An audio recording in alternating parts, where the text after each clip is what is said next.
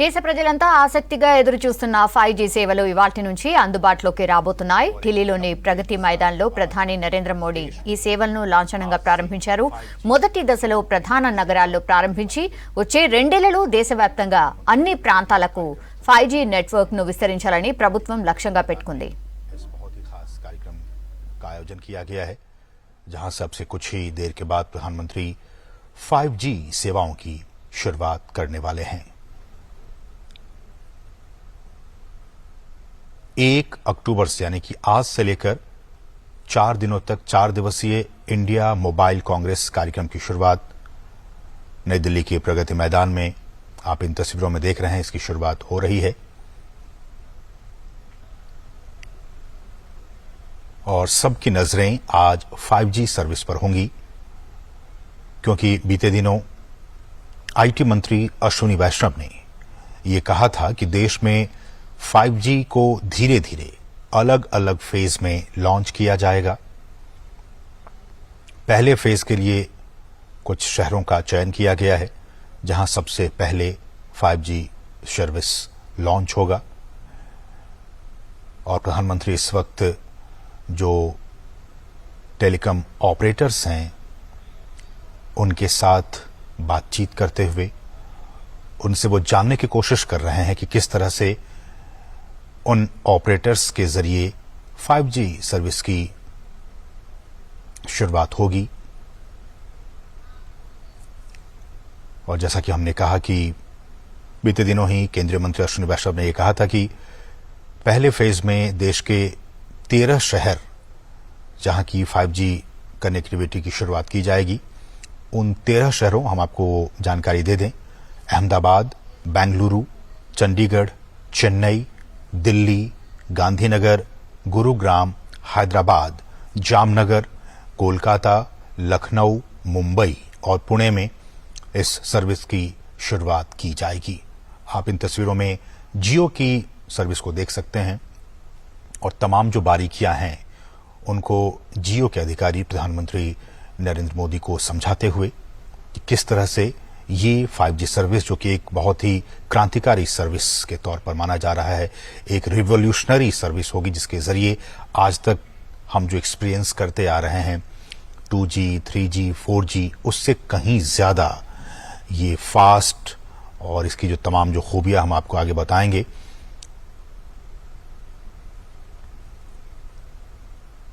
और केंद्रीय मंत्री की तरफ से अश्विनी वैष्णव की तरफ से यह भी कहा गया कि अगले 2 से 3 वर्षों में 5G सर्विस देश के हर हिस्से में पहुंच जाएगा। और उन्होंने ये भी कहा कि हम ये भी सुनिश्चित करेंगे कि इसकी कीमत जो है वो कम रहे। हम जानते हैं कि हमारा जो दूरसंचार उद्योग है वो 5G सेवाओं के विस्तार के लिए शहरी और साथ साथ ग्रामीण दोनों क्षेत्रों पर ध्यान केंद्रित कर रहा है और पहले फेज के बाद छोटे शहरों को भी इस सेवा से जोड़ा जाएगा। आज का दिन बहुत ही महत्वपूर्ण और आप लगातार इस कार्यक्रम को देखते रहिए, क्योंकि आज बहुत सारी अहम जानकारी आपको मिलने वाली है। हम आपको बताएं, 117 करोड़ से अधिक दूरसंचार उपयोगकर्ता उपभोक्ता और हमारे देश में 82 करोड़ से अधिक इंटरनेट के जो कंज्यूमर हैं, जो ग्राहक हैं, उनके साथ भारत डिजिटल उपभोक्ताओं के लिए सबसे अधिक तीव्र गति से वृद्धि करते हुए वैश्विक बाजारों में से एक है। यहां पे हमने जैसे बताया आपको 117 करोड़ से अधिक దేశ ప్రజలంతా ఆసక్తిగా ఎదురుచూస్తున్న 5G సేవలు ఇవాల్టి నుంచి అందుబాటులోకి రాబోతున్నాయి. ఢిల్లీలోని ప్రగతి మైదాన్లో ప్రధాని నరేంద్ర మోడీ ఈ సేవలను లాంఛనంగా ప్రారంభించారు. మొదటి దశలో ప్రధాన నగరాల్లో ప్రారంభించి వచ్చే 2 ఏళ్లలో దేశవ్యాప్తంగా అన్ని ప్రాంతాలకు 5G నెట్వర్క్ ను విస్తరించాలని ప్రభుత్వం లక్ష్యంగా పెట్టుకుంది. उन्होंने 2019 में एक अध्ययन किया था और उसके मुताबिक भारत दूसरी सबसे अधिक तीव्र गति से डिजिटलीकरण करने वाली इकोनॉमी है, अर्थव्यवस्था है। आज इंडिया मोबाइल कांग्रेस की भी शुरुआत हो चुकी है और इसी कार्यक्रम में प्रधानमंत्री 5G सर्विस की भी शुरुआत करने वाले हैं। 5G 5वीं पीढ़ी का एक मोबाइल नेटवर्क है। और जैसा कि हम सभी जानते हैं कि देश में 1G, फिर 2G, फिर 3G और 4G नेटवर्क के बाद एक नया वैश्विक वायरलेस ये एक मानक है 5G। 5G के जो हाई बैंड स्पेक्ट्रम है उसमें जो इंटरनेट की जो स्पीड है उसकी गति का परीक्षण 20 गीगाबाइट प्रति सेकंड के रूप में किया गया। आप समझ सकते हैं कितने स्पीड इसकी गति होगी। 5G में 20 Gbps के रूप में इसका परीक्षण किया गया है। अगर इसी के मुकाबले 4G सर्विस की बात करें तो अधिकांश मामलों में 4G में जो अधिकतम इंटरनेट की डेटा की स्पीड है वो 1 Gbps दर्ज की गई है। तो 4G में हम और आप इन दिनों 1 Gbps की स्पीड को एक्सपीरियंस करते हैं, लेकिन 5G सर्विस के आ जाने के बाद से हम 20 गुना ज्यादा स्पीड को एक्सपीरियंस कर पाएंगे। 20 Gbps गीगाबाइट प्रति सेकंड के स्पीड में हमें वो सुविधा मिल पाएगी।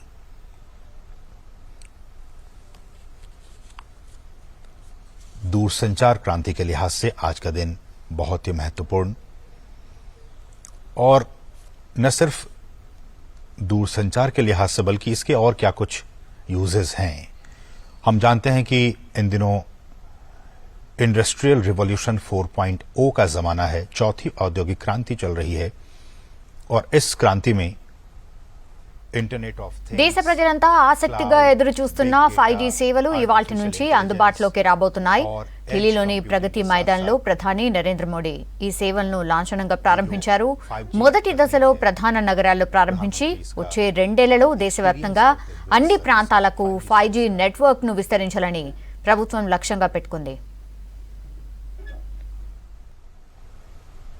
और इनका प्रयोग इंटरनेट ऑफ थिंग्स की बात की जाए या फिर क्लाउड की बात की जाए, big data, artificial intelligence, edge computing के साथ 5G चौथी औद्योगिक क्रांति का एक बहुत ही महत्वपूर्ण प्रवर्तक हो सकता है।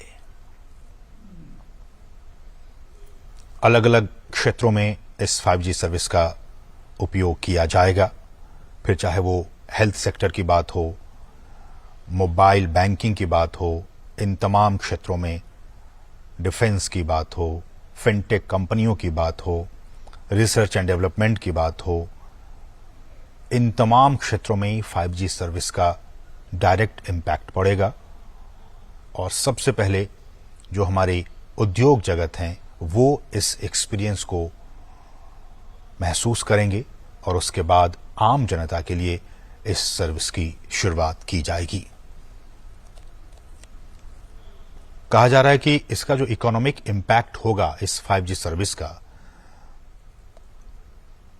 गवर्नमेंट द्वारा ही एक पैनल नियुक्त किया गया था और उस 2018 की बात है ये, और उस पैनल ने एक रिपोर्ट जारी की और इस रिपोर्ट के मुताबिक 5G सर्विस से साल 2035 तक भारत में $1 ट्रिलियन अमेरिकी डॉलर का जो इकोनॉमिक इंपैक्ट है वो पैदा होने की संभावना है। ये उम्मीद जाहिर की गई है इस रिपोर्ट के मुताबिक। आज का दिन बहुत ही महत्वपूर्ण, हम 5G सर्विस की बात कर रहे हैं, लेकिन पहली पीढ़ी से 1G से लेकर 5वीं पीढ़ी तक का विकास भी अपने आप में काफी महत्वपूर्ण रहा। 1G सर्विस की बात की जाए तो 1G सर्विस साल 1980 के दशक में इसे लॉन्च किया गया था और ये एनालॉग रेडियो सिग्नल पर काम करता था और केवल वॉइस कॉल को ही समर्थन करता था। फिर 1990 के दशक में 2G सर्विस को लॉन्च किया गया जो डिजिटल रेडियो सिग्नल का उपयोग करता है और 64 kbps के बैंडविड्थ के साथ वॉइस को भी और डेटा को भी ट्रांसमिट करने में ये इसको सपोर्ट करता है 2G सर्विस। फिर जमाना आया 3G सर्विस का। 2000 के दशक में 1 Mbps से 2 Mbps की गति के साथ इसे लॉन्च किया गया था।